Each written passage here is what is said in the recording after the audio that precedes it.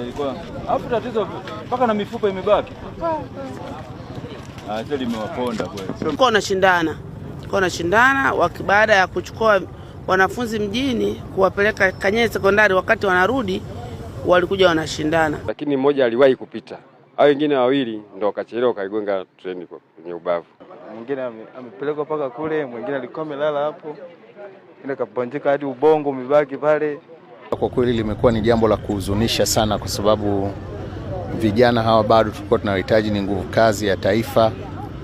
Lakini tulikuwa tunapenda pia kutoa ushauri kwa vijana, hasa wanaotumia vyombo vya usafiri kwa ajili ya kuhudumia wananchi.